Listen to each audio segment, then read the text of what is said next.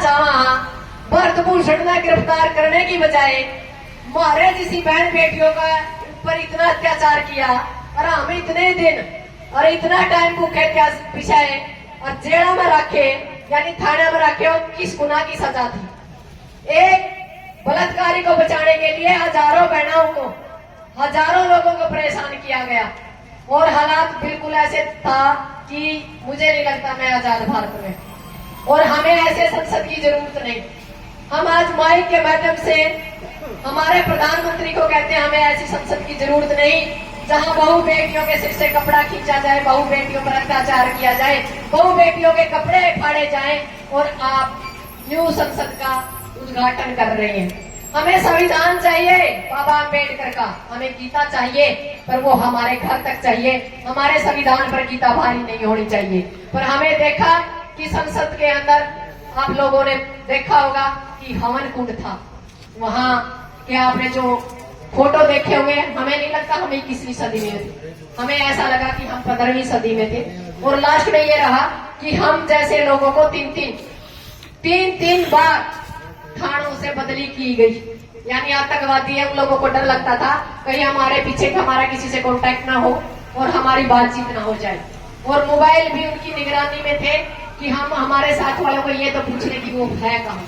Battery discharge थी, कोई सुविधा नहीं थी और हालात ये थी कि जब हम दोबारा लेट 10 बजे छोड़े तो जो हमारा सामान था हमने जंतर मंतर की तरफ रुख किया कि हमारा सामान तो दो ताकि हम घर जाए हमारे परिवार को संभाले, पर नहीं, उन लोगों ने उस टाइम भी दोबारा से हमें अरेस्ट करने का काम किया और दोबारा से 1 घंटे पूरे दिल्ली का चक्कर लगवाया कि आप जंतर मंतर के अंदर आए क्यों।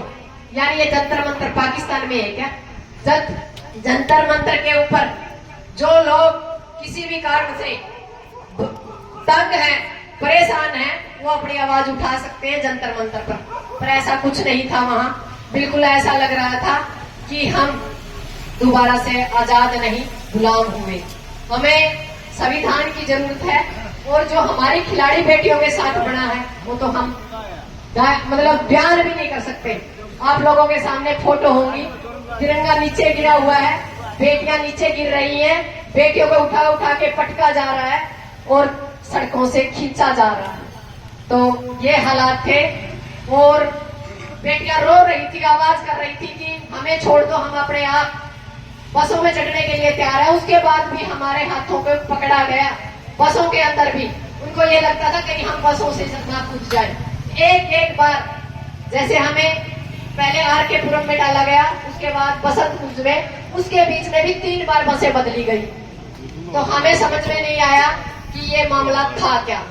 अब तो हमें एक ही बात कह सकते हैं, कल बात हमारी फसलों की थी, हम 13 महीने लड़े, बात नस्लों की है, हम 1300 साल एकता के साथ लड़े तो बात बने, क्योंकि कल बात रोटी की थी, आज बेटी की है और बेटी के बाद मुझे नहीं लगता कोई आत्म सम्मान हमारा बचेगा।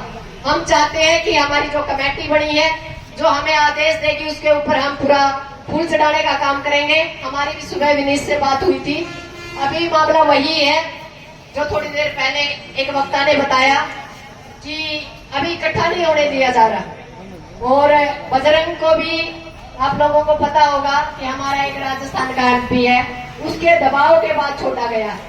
यानी हालात बहुत बुरे हैं और हम तो यही कहेंगे कि हमारी जो कमेटी है वहां से जो भी फैसला है, 31 सदस्य भी है और 11 सदस्य कमेटी भी है। वहाँ जो 11 सदस्य कमेटी है उसके हम भी एक मेंबर हैं, क्योंकि आप लोगों को देखा होगा कि जो हमारे बहादुरगढ़ में PC हुई थी, वहां जो इसके ऊपर कार्यक्रम होना था वो हम कहीं ना कहीं चुके, क्योंकि सरकार हमसे 10 कदम आगे बढ़ी और हम पीछे रह गए। हमने सोचा किसान आंदोलन की तरह, पर उन्होंने, सरकार ने आगे बढ़ के उससे 2 कदम काम किया।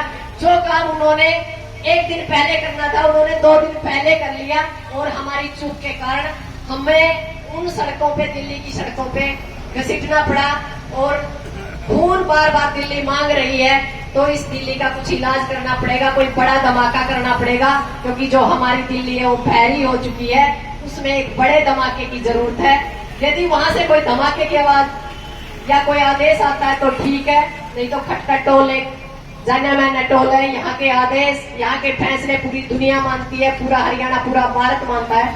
यहाँ से कुछ ऐसा फैसला हम ले ताकि उन बहू, हमारी जो बहन बेटियां हैं, उनका भी विश्वास हो। और हम दोबारा से कहने चाहते हैं इस सरकार को कि अब धाराओं से हमें डर नहीं लगता। यदि आपके पास धाराओं की कमी है, कोई नई धारा लेके आइए और एक्सपेरिमेंट कीजिए, हम लोग तैयार हैं। जय जवान जय किसान।